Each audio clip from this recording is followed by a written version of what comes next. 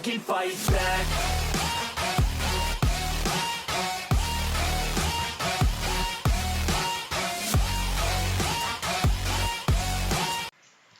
Hello my friends, estou aqui para falar com vocês sobre um projetinho que a gente vai fazer aqui no IBR Trader. Veja só, a gente vai começar um projeto em que a gente vai gravar todos os dias, né, ou ao vivo ou pós-pregão, como foi o dia, por que tomamos a decisão, o que nos levou, né, a tomar essas decisões, né, de saída, de entrada, né, aonde estava nosso alvo, onde estava nosso stop, todas essas situações. Além disso, conversar sobre os indicadores que a gente usa, né, por que estamos usando ele. Nossa conta inicial ela vai começar no valor de R$910, tá? Por quê? Porque na sexta-feira, que foi o dia 1º de março, a gente teve uma pequena operaçãozinha que deu um gain de 7,5 pontos, né? A gente estava com o capital aplicado inicial de 835, subiu para 710, né? Então fica registrado aqui que a gente já tem uma operação.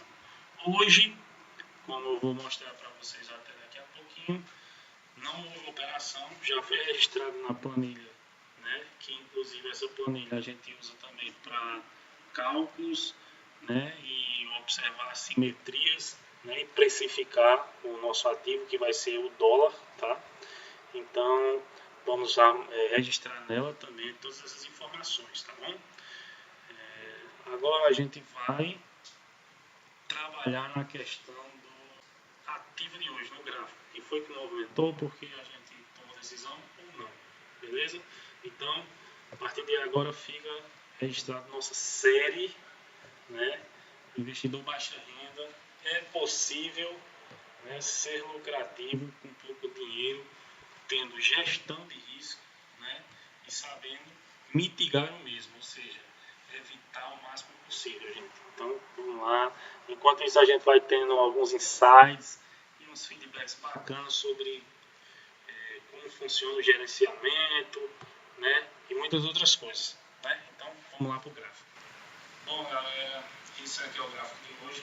Como vocês podem ver aí, eu vou até abrir o nosso pente aqui e fica melhor de fazer marcações, etc.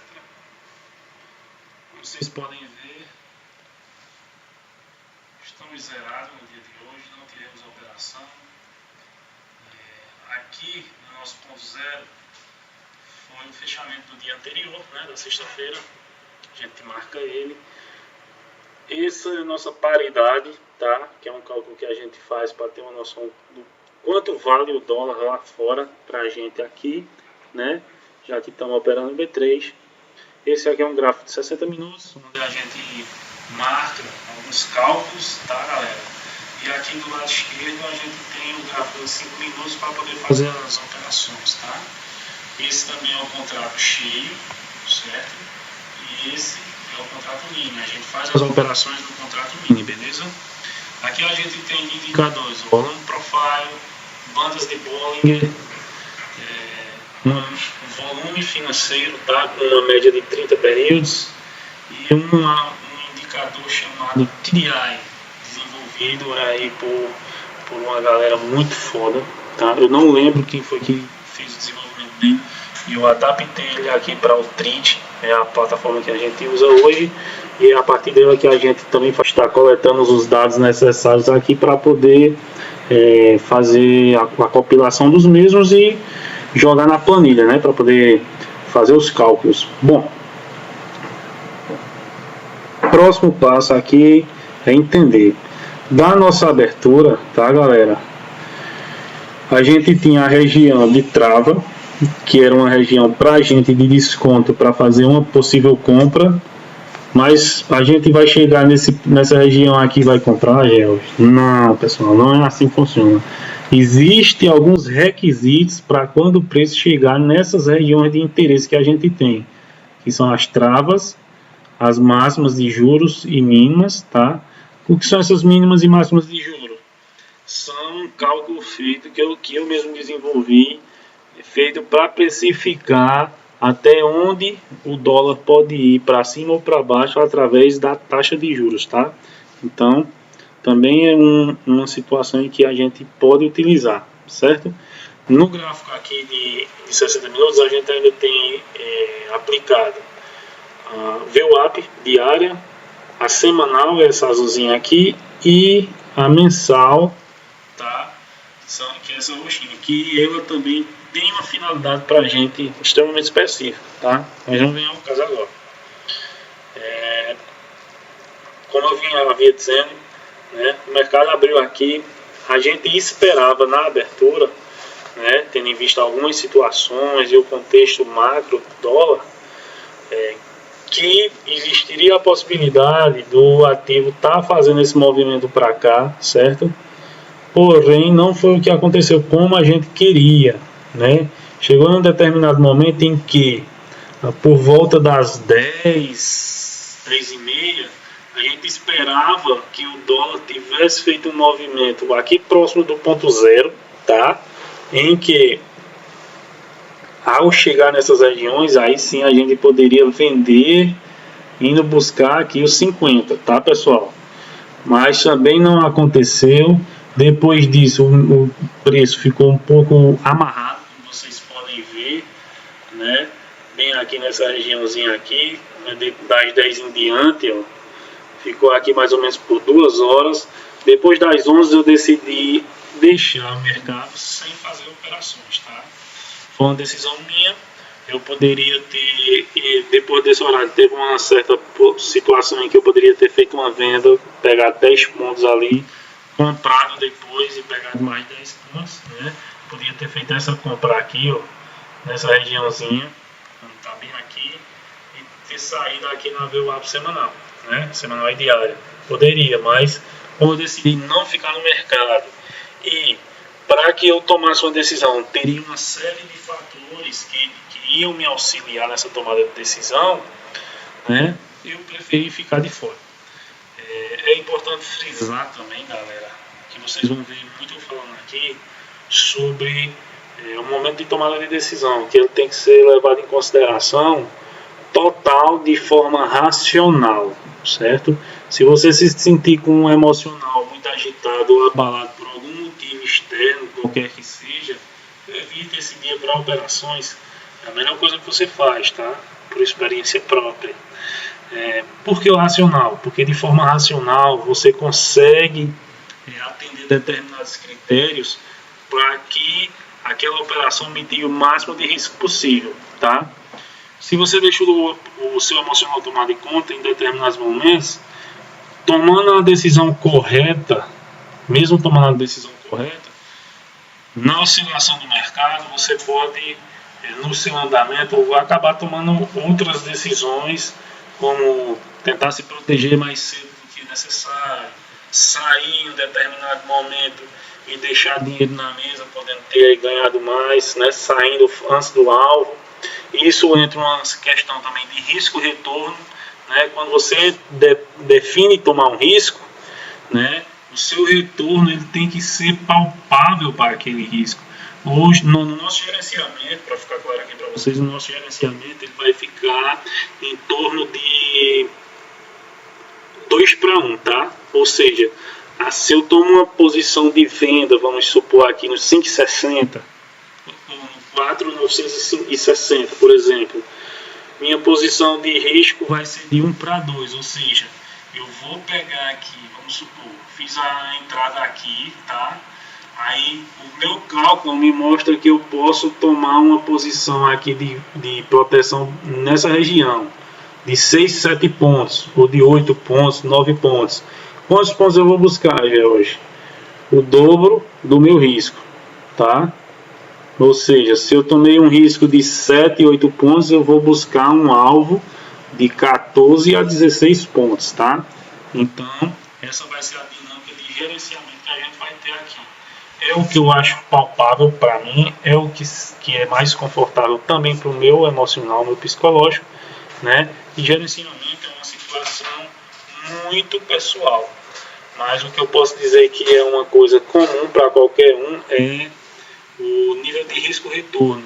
Como é que a gente define quando vai ser esse nível de risco? O que vai definir para a gente é a volatilidade, tá, galera? A volatilidade nada mais é do que o quanto o ativo pode balançar, né? Se movimentar, seja para cima ou para baixo. E nisso, é por isso que nossa planilha é importante, tá, galera? Por exemplo, a gente aqui tem um cálculo de volatilidade com base no VIX, tá? Que ele hoje está dando uma assimetria um pouco maior, né? E também temos um cálculo de vol realizável. Qual é essa base de cálculo para a volatilidade realizável? São os fechamentos, né, do ativo no seu dia a dia, tá? Ao longo do ano. Ela dá um pouco mais reduzida. Isso significa que, se eu for tomar como base, aqui, prestem atenção, se eu for tomar como base a vol realizada para operar, né, eu vou tomar um risco de 0,17%, tá? Meu stop geralmente fica numa média aí de 7 a 8 pontos, tá? E vou buscar o dobro desse valor aqui, tá? Como alvo. E assim eu vou estar dentro do balanço do mercado. Vai acontecer de dias eu ser estopado? Vai, isso é normal, tá? Por isso que a gestão de risco, retorno tem que ser aplicada aqui, porque em dias bons ele vai sobrepor os dias ruins e assim a conta fecha, entendeu? É por isso que a gente vai trabalhar dessa forma. Então, galera, acompanhem, vejam o que é que vocês podem, como isso daqui pode ser importante para a ajuda de vocês, tá? Para vocês melhorarem como investidores também em day trader, né? E qualquer coisa, bota nos comentários aí, dúvidas, o que você tiver de pergunta, que a gente vai sempre respondendo. A gente tem algumas análises mais aprofundadas e alguns papers que eu faço para Forex, né? Posições para swing trader, que eu posto geralmente no meu grupo no Telegram e nos meus stories no Instagram. Eu convido vocês também a participar, eu vou deixar o link de tudo aqui na minha descrição, tá? Então não deixem de acompanhar nossa série aí, Investidor Baixa Renda. Capital pequeno, né? Não é recomendável por conta da alavancagem do ativo, que é muito alta, mas é possível também conseguir extrair um capital aqui, se você tiver gestão, né? E saber o que está fazendo, conhecer, né, a ferramenta que você está utilizando para fazer captação de valores, né, a longo prazo. Não pensem em enriquecer rapidamente, porque isso aí só vai levar vocês à ruína, beleza? Visem o day trader como uma situação em que vocês podem ter retornos para acúmulo, né, de valores para o futuro, né, como uma aposentadoria ou a intenção de alguma coisa, de comprar algo mais para frente, né, de acumular capital para comprar alguma coisa mais à frente e etc. Tá? Então a gente vai tomar como base os fechamentos mensais, tá? Fechamento do mês, como a gente performou ao fim do mês e no trimestre, tá? Então essa série aqui vai ser bem longa, vamos trabalhar ela o ano todo, se Deus quiser, tá? E espero ter o apoio de vocês aí assistindo, comentando, curtindo, para a gente ter um feedback e melhorando. Por enquanto, os aparatos aqui são bem iniciantes, né? Mas a gente está providenciando algumas coisas para ficar algo mais organizado para vocês aí, tá?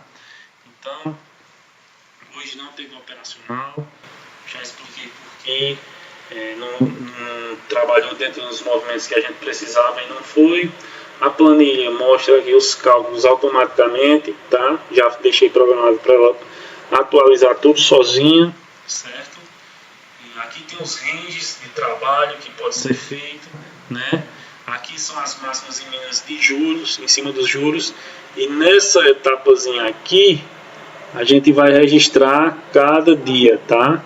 O primeiro dia lá, dia 1º de março, a gente teve esse retorno. Sábado e domingo estão em amarelo. Hoje não teve operação e fica nisso, tá, pessoal? Muito obrigado. Curtam, comentem se tiverem dúvidas, tiver interesse em alguma coisa também, fala com a gente. Não deixa de seguir a gente no Instagram, tentando trazer o melhor do conhecimento para vocês, tá?